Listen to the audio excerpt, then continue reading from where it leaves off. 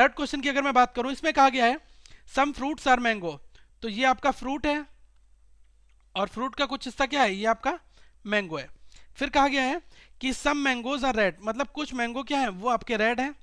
और फिर कहा गया ऑल रेड आर वेजिटेबल्स, मतलब सारे के सारे रेड हैं वो क्या हो जाएंगे, वेजिटेबल्स हो जाएंगे। अब देख लो पहला कंक्लूजन क्या कहता है, नो फ्रूट इज रेड, मतलब कोई भी फ्रूट जो है वो हमारा रेड नहीं है। तो फ्रूट ये रहा और रेड अंदर रहा, तो क्या आपको दिख रहा है कि इनके बीच में कोई लॉजिकल कनेक्शन है, नहीं ना। और डाउटफुल स्टेज है, क्योंकि हमें यही नहीं पता कि फ्रूट्स रेड में कोई रिलेशन है या नहीं है। जब डाउटफुल स्टेज होती है तो वहां पर हम उसको अनफॉलो कर देते हैं, ठीक है। और सेकंड क्या कहा गया है, सम फ्रूट्स आर रेड, कुछ फ्रूट जो है वो क्या है, रेड है। तो फ्रूट ये रहे और रेड ये रहे, तो देखो फ्रूट और रेड के बीच में भी कोई हमें रिलेशन नहीं पता है कि होगा या नहीं होगा। जब हमें यही नहीं पता है कि डाउटफुल सिचुएशन जब बन रही है वहां पर, तब ये अनफॉलो कर जाएगा। अब ध्यान देना दोस्तों, यहां पर आपका नो दिया हुआ है, यहां पर आपका सम दिया हुआ है। तो मैंने आपको बताया था सम प्लस नो क्या है, आपका कॉम्प्लीमेंट्री पेयर बनाते हैं जिससे आपका आइदर और बनता है, लेकिन आपका सब्जेक्ट और प्रेडिकेट सेम होना चाहिए। तो देखो सब्जेक्ट यहां पर ये फ्रूट और रेड है, इस लाइन में भी आपके फ्रूट और रेड आ रहे हैं। तो जब कभी भी ये दोनों चीजें मैच कर जाएं और सम और नो हो, तो वहां पर क्या बन जाएगा आपका आइदर और, लेकिन दोनों स्टेटमेंट अनफॉलो होनी चाहिए, तो आइदर फर्स्ट और सेकेंड, ठीक है। नेक्स्ट क्वेश्चन की ओर मूव करते हैं। नंबर फोर्थ में कहा गया है सम आईज आर ईयर्स। अब देखो आईज ये है आपकी, और आईज का कुछ पार्ट क्या है, ईयर है। फिर कहा गया है सम ईयर्स आर हैंड, मतलब ईयर का कुछ पार्ट मैंने क्या बना दिया, हैंड बना दिया, ठीक है। फिर कंक्लूजन हमारा पहला कहता है नो हैंड इज एन आई, कोई भी हैंड जो है ना वो आपका आई नहीं है। तो ये हो भी सकता है नहीं भी हो सकता है, यहां से कोई रिलेशन आपको दिख रहा है, नहीं ना। तो ये डाउटफुल है, जब डाउटफुल होता है तो हम उसको अनफॉलो कर देते हैं। सेकंड कंक्लूजन कहता है सम आईज आर हैंड्स, मतलब आईज और हैंड, जब हैंड और आई के बीच में कोई भी रिलेशन हमें नहीं दिख रहा है, तो ये डाउटफुल है। जब डाउटफुल है तो ये भी गलत हो जाएगा। तो जब दोनों कंक्लूजन गलत हो गए, तो अब देख लो कोई आइदर आर की कंडीशन तो नहीं बन सकती। यहाँ पर सम है, यहाँ पर नो है, तो सम और नो के साथ में तो आइदर और बनता है, लेकिन सब्जेक्ट और प्रेडिकेट सेम होने चाहिए और दोनों कंक्लूजन अनफॉलो होनी चाहिए। तो दोनों अनफॉलो है। अब देखो यहाँ पर हैंड है, यहाँ पर आई है, यहाँ पर आई है, यहाँ पर हैंड है। तो मैंने आपको एक चीज यहाँ पर बहुत क्लियर कट बनाई थी कि आइदर और, जब मैंने आपको पढ़ाया था तो देखो सम और नो के साथ आपका आइदर और बनता है, और सम नॉट के साथ आइदर आर बनता है आपका। और एक मैंने आपको बताया था कि ऑल प्लस सम नॉट, इसके साथ में आपका आइदर और बनता है। तो अगर इस स्टेटमेंट कंक्लूजन में यहाँ पर हैंड दिया है, यहाँ पर आई दिया है, और सेकेंड में हैंड और आई, हैंड इधर दे दिया आई इधर दे दिया, मतलब सब्जेक्ट के नीचे सब्जेक्ट नहीं है, प्रेडिकेट के नीचे प्रेडिकेट नहीं है, तो कोई प्रॉब्लम नहीं।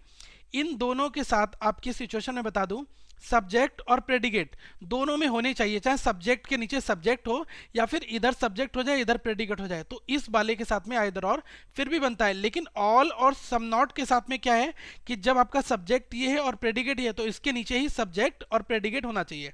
अगर ऑल और सम नॉट के केस में सब्जेक्ट ये है और प्रेडिकेट ये है, फिर आपका प्रेडिकेट आपका इधर आ गया और सब्जेक्ट आपका इधर आ गया, तब तो बनेगा।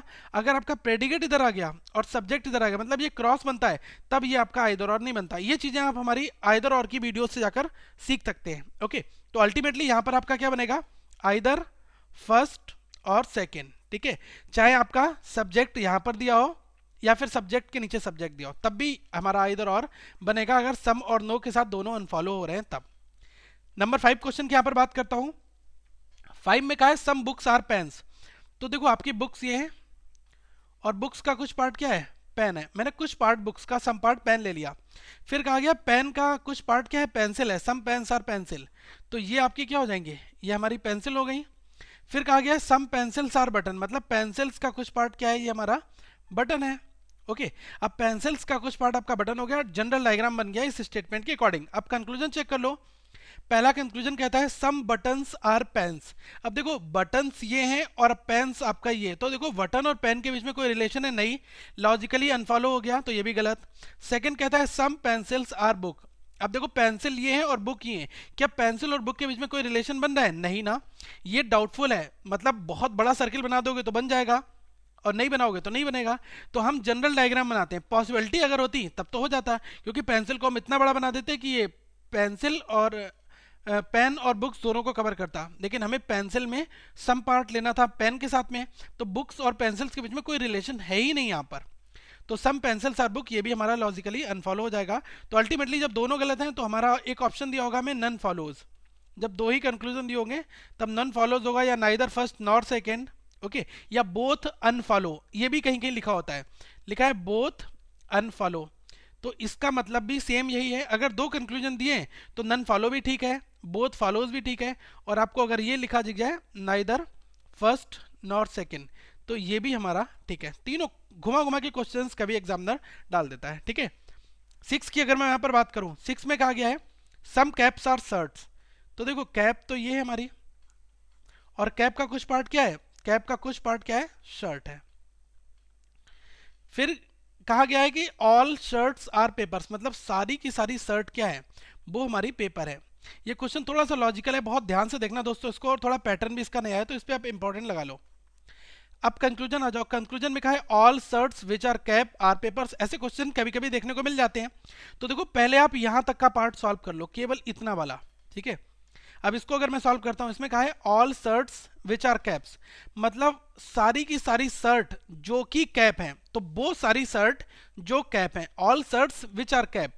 अब देखो कैप का ये वाला पोर्शन है और शर्ट ये वाला है, तो मैं इस वाले सर्किल की बात कर रहा हूं जो इतना वाला है, ठीक है।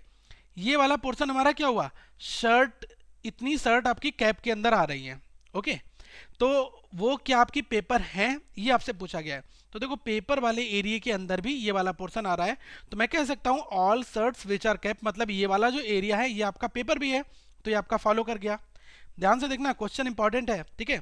ये पूछ रहा है कि all shirt which are cap, मतलब इतना ही तो पोर्शन है जो आपका कैप के साथ आ रहा है, और वो सारा क्या है, पेपर भी है, तो ये लॉजिकल डायग्राम से फुलफिल हो रहा है, तो ये फॉलो कर जाएगा।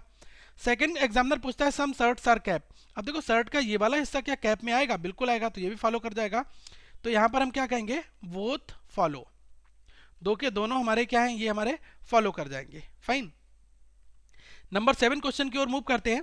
नंबर 7 क्वेश्चन की अगर मैं बात करूं, तो यहां पर कहा गया है ऑल ए आर जेड, मतलब सारा का सारा ए जो है वो क्या है हमारा, ये हमारा जेड है, ऑल ए आर जेड हो गया। फिर कहा है ऑल जेड आर एक्स, मतलब सारा का सारा जेड जो है उसको आप एक्स बना दो।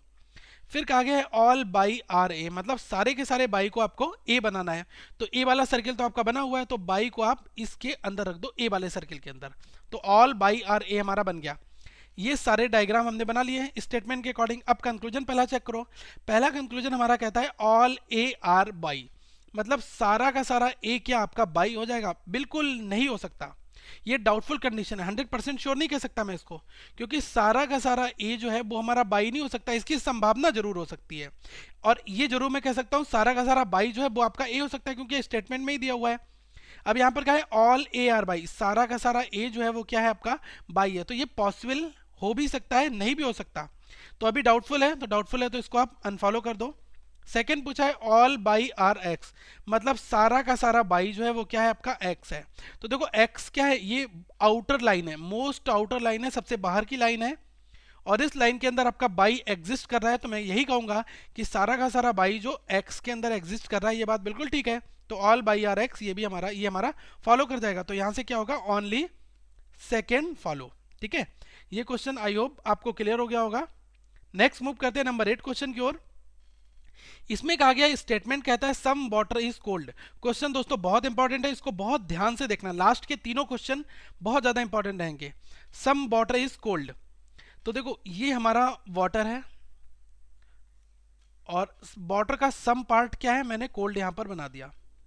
फिर कहा गया है नो कोल्ड इज मिल्क, कोई भी कोल्ड जो है वो क्या है आपका मिल्क नहीं है, मतलब कोल्ड और मिल्क के बीच में कोई रिलेशन नहीं है।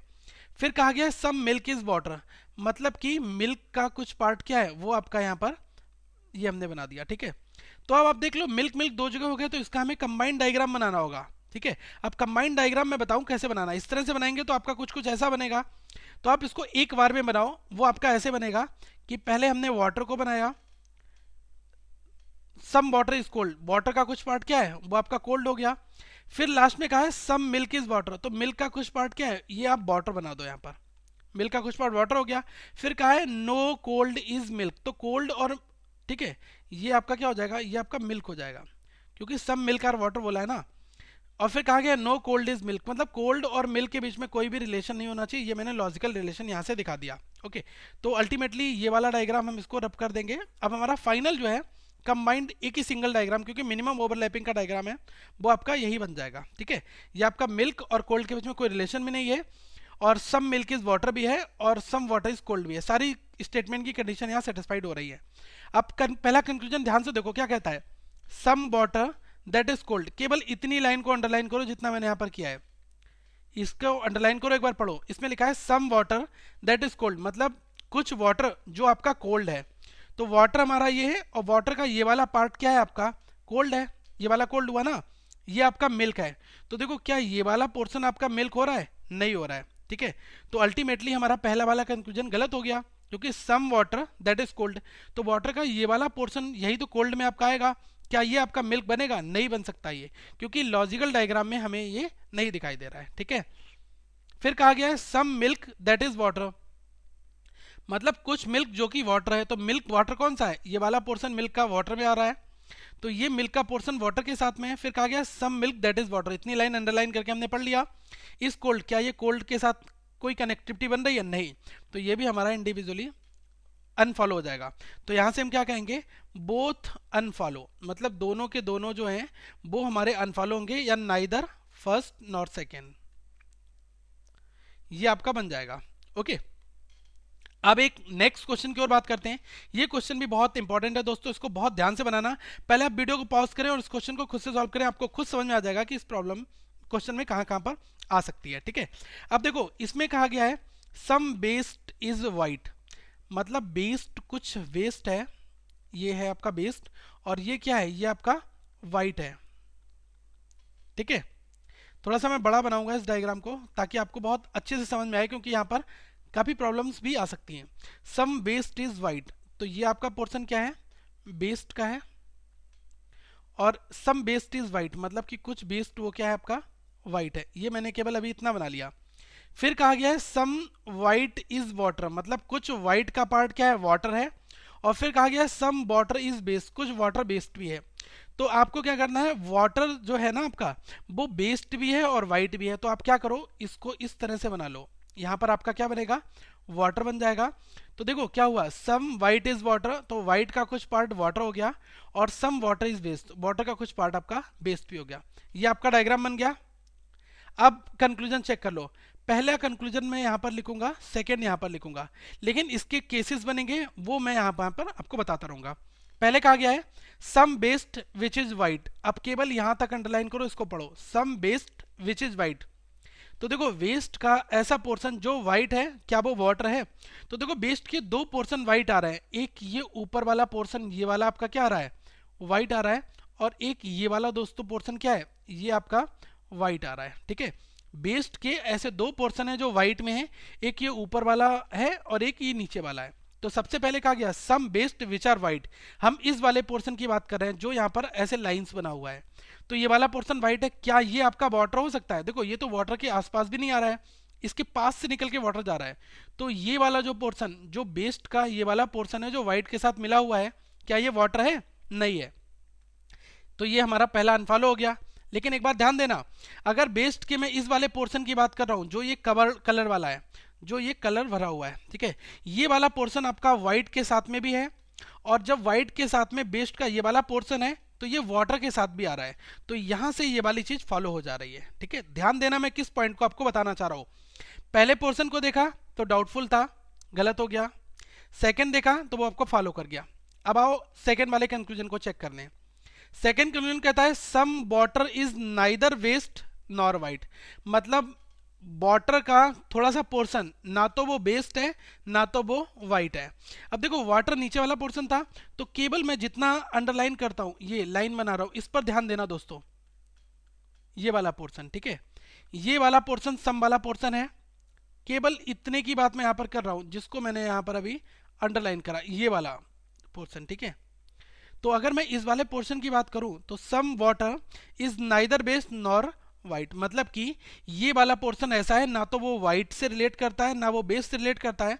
तो ये वाली बात यहाँ पर तो ठीक हो जाती है। लेकिन अगर मैं इस ऊपर वाले पोर्शन की बात करता हूँ, यहाँ पर मैं डॉट बनाना चाहूंगा, ठीक है, ये वाला पोर्शन आप देखो, ये वाला पोर्शन अगर मैं बात करता हूँ तो ये हमारा व्हाइट के साथ भी आ जाएगा और बेस्ट के साथ भी आ रहा है। जब दोनों के साथ आ रहा है तो ये वाला कंक्लूजन क्या है, ये हमारा यहाँ पर गलत हो रहा है। अब देखो, एक बार ये कंक्लूजन सही होता है तो ये गलत हो जाता है, या ये सही है तो ये गलत हो जाता है, जब ये गलत है तो ये वाला सही हो जा रहा है, मतलब यहाँ पर दो कॉम्बिनेशन बन रहे हैं। तो अल्टीमेटली क्या है, सिचुएशन क्या है आपकी, वो डाउटफुल है। जब आपकी सिचुएशन डाउटफुल होगी तो आप 100% कंफर्म नहीं कह सकते कि कौन सा कंक्लूजन फॉलो करेगा, कौन सा वाला फॉलो नहीं करेगा। किसी के मन में आया उसने ये वाला केस ले लिया तो उसके दोनों अनफॉलो हो गए, किसी के मन में आया उसने ये वाला केस ले लिया तो उसके दोनों फॉलो हो गए। तो अल्टीमेटली हम किस कंक्लूजन पर पहुंचते हैं कि दोनों हमारे, जब सिचुएशन डाउटफुल, तो जब डाउटफुल है तो आपका अनफॉलो हो जाएगा, ठीक है। तो यहां पर हम क्या कहेंगे, बोथ अनफॉलो। अगर एक बार क्वेश्चन नहीं समझ में आपको आ रहा है तो इस क्वेश्चन को, वीडियो को पॉज करें, फिर से रिकॉल करें वीडियो को, फिर से बनाएं, तब आपको ये चीज समझ में दोस्तों आ जाएगी। ओके, आई होप कि आपको आज इस सेशन में मजा आएगा। ऐसे बहुत सारे सेशन हम आप तक लाएंगे। आपको अगर हमारी प्लेलिस्ट देखनी है तो आपको यहाँ पर सारी प्लेलिस्ट दिख जाएंगी दोस्तों, और जो सम नॉट के ऊपर वीडियो बनाई है मैंने वो आप यहाँ पर दिख जाएगी, और साथ में आप हमारे करंट अफेयर्स को ट्वीट भी कर सकते हैं। और दोस्तों ये ऊपर पे एक लोगो है, इसको आप क्लिक करके इसको सब्सक्राइब कर सकते हैं चैनल को, और साथ में इस वीडियो को लाइक करें और ज़्यादा से ज़्यादा लोगों तक शेयर करें इस चैनल को, ताकि वो लोग भी इस यूट्यूब चैनल के थ्रू इस तरह के क्वेश्चंस को बना सकें। तो thank you friends, have a good day.